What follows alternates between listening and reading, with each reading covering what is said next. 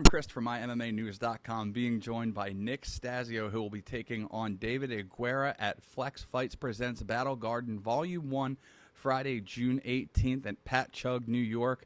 And I got my man now. This will be his second time into the cage. First and foremost, Nick, what's going on, brother? How are you? I'm good. Thank you for having me, Adam.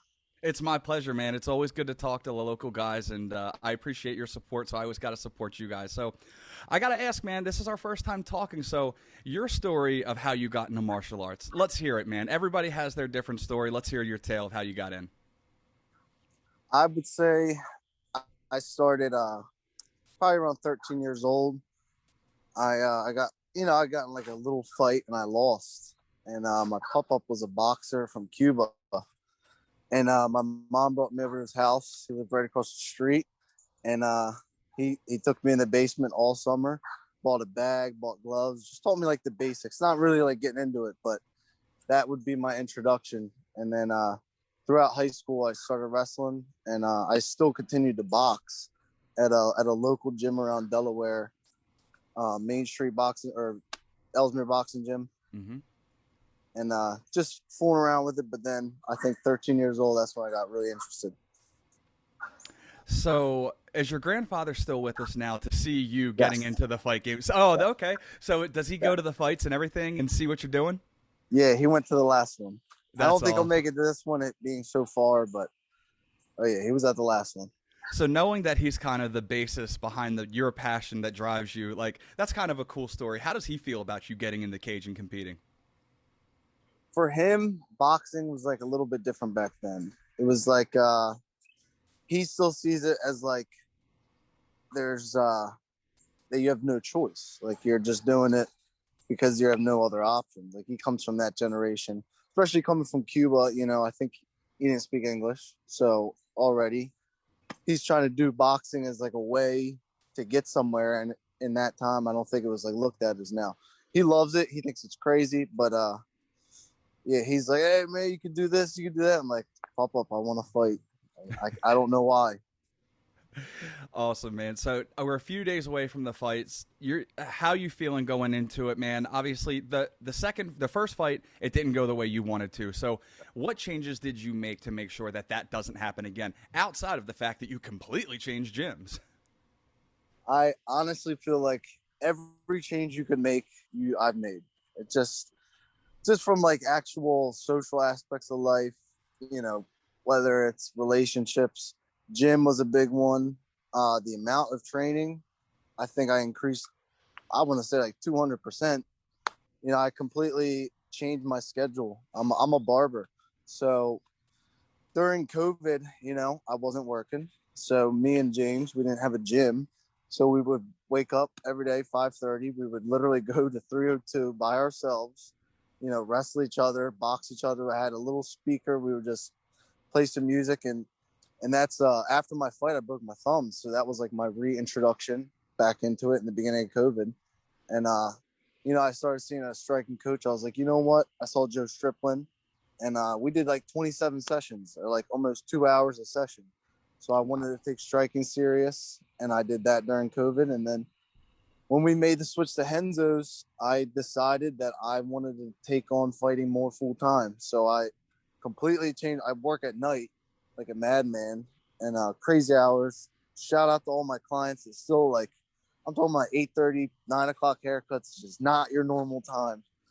All just to train, man. So it's just like, in the way I approach the game now is it's a game. It's like you don't go in there and just bang. Like, I think my IQ has improved everywhere from wrestling to striking. I feel like I'm at this level a true threat anywhere you want to take it. It's interesting you were talking about your friend and teammate James, because when I was talking to him before I got a chance to talk with you at the fight and everything like that, he was like, "Dude, got to talk to Stas, man. From his first fight, he's grown so tremendously and so enormous. It had nothing but good things to say about you." And he actually said, he was like, "The dude trains like a full-time fighter. It's a second fight, but he's training like a full-time professional fighter. That kind of a schedule. So that kind of a drive. It makes me curious. Like, what is your end goal with this fight game?" Dude, I want to be a fucking champion. Kidding me? I'm obsessed. Like, I am truly obsessed with this. Like, I got bit by the bug fully. I just, even being younger, man, like I never reached my athletic potential. So like now I feel like everything's coming together. This is the first sport I finally had my feet in, and I'm like, damn, I'm getting somewhere. And I want to see it reach to the end, man. And without James, Taylor Surtees, Ben Coyle, all of them, I would not be doing this much, because that drive to Philly every day, 2 times a day, 3 times a day. You know, you got some days you don't want to go, but like the days James doesn't want to go, I want to go. The days I don't want to go, Taylor wants to go. So it's like, I think just having those dudes training with us, like we all just keep each other in dog mode all week, and that's definitely been a big help. Constantly being around those guys, traveling with them back and forth to the Philly trips and everything like that. Do you guys ever bump heads just because when you're forced to be around somebody that Hell much? yeah! I mean, it's nothing but talking shit, dude. You're training together, you're sparring together, and then we're like after practice. I mean, it's an hour car ride, like without any traffic. So you're stiff after practice. You're all sweaty. It's 8 o'clock, 9 o'clock. Like but man, we manage it, and I couldn't have done that without them for this fight camp. Like I never felt this confident. I don't think I've ever trained for anything like this. So the last fight, again, like I said, this is the last I'm going to talk about it because you have an upcoming fight. But it was in 2019, and then the big Yep. pandemic hit, man. So you've had plenty of time to improve, but that also means there's been a ton of time without fights, a time to sit and a time to stew. Can you tell me about? I know fighters have the therapy when they get into the gym, into the cage. They have that.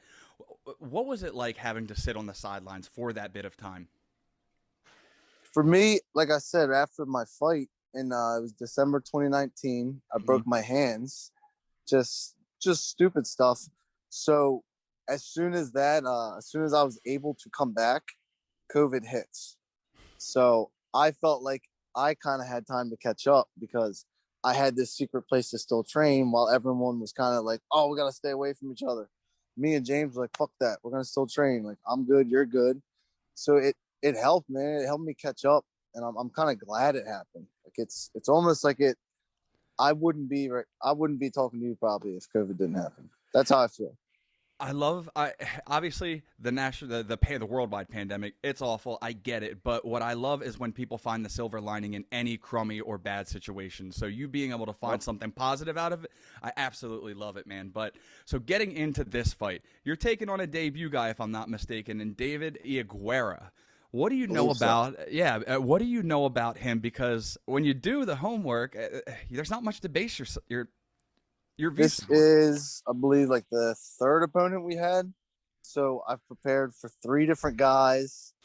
It's like kind of, I'm just, like I said before, like I think you have to prepare for me at this level.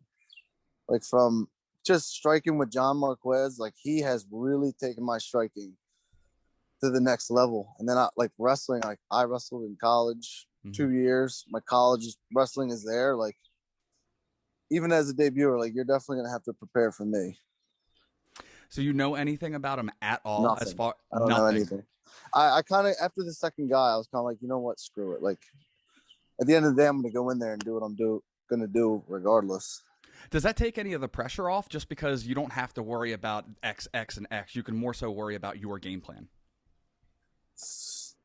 Yes and no. I mean, I like to just know like basic stuff about the guy, like just so you have an IQ. But at the end of the day, like I feel like I set up a game plan to go in there for someone else to have to counter.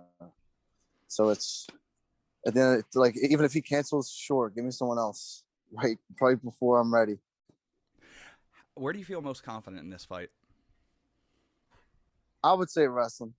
It's just I think my wrestling's very high level. It does like my jiu-jitsu. My jiu-jitsu defense is very high level. I think I definitely have some attacks, but my wrestling pressure. And I think if I set it up nicely, I definitely have a right hand that I like to use at some point. So you have multiple tools that you're not going to give away your game plan, obviously. But in your eyes, how do you feel the fight's going to go from the opening bell? I think he's gonna feel my power, want to wrestle, and then eventually end up in a scramble where I probably take his neck. So win lose. I think I'm body lock slam neck take. Oh, that's very detailed. I like that. So, Yeah. do you have a round that you're looking to do it in? Do you want to be so bold as Get it to? round one, baby. Let's get it round one. Get it going off the jump. So, win, lose, or draw, man. I know, like I said, the last fight, 2019, 2021 now. What are you looking to do with this year? Are you looking to stay as active as possible? I would love to steamroll through this one and then fight July 10th, do another one. With training this much, why not fight this much? I feel like, we get in pretty serious fights every day at practice. It's just another one. Like, it's just something I do every day. Why not be very active? So, if you had one thing, one bold, if your opponent was watching you right now, what's one final word you have to say to him? Good luck. I mean, And that, it's good luck. That's all. It's all fair. nice gentleman approach. I like it. So, fans that want to keep up with you in the future, fight news, everything like that. What's your social media? And so, obviously, they can keep up with you and get yourself out there. I have a few social medias. I kind of like deleted them, but my one that I currently use is Stas underscore 96, STAZ underscore 96. And I think it's private. I was not private, but like we said, we were getting opponents backing out. So I was told to go private, but that's my Instagram. That's all I have. I don't use Twitter or anything else. And where can clients potentially, especially in this area, this local area, where can they hit you up to get a fresh shape up? DuPont Street Barbering Shop. We are on 10th and DuPont, right across from Antonian in Little Italy. It's been an old school shop for like 75 years. I love it. Stas, man, I appreciate you. Best of luck in your upcoming fight, man, and I look forward to it. Thank you. And go crush it, man. I appreciate it. Thank you, Adam. I appreciate it. There he goes, Nick Stasio, getting ready to take on David Iaguerra at Flex Fight Battle Garden 1. It's going down on June 18th, this Friday, just a couple days away. And for Nick Stasio, I'm Adam Christ. Make sure you keep it locked, as always, to my MMA news, as always, for all your fight news needs.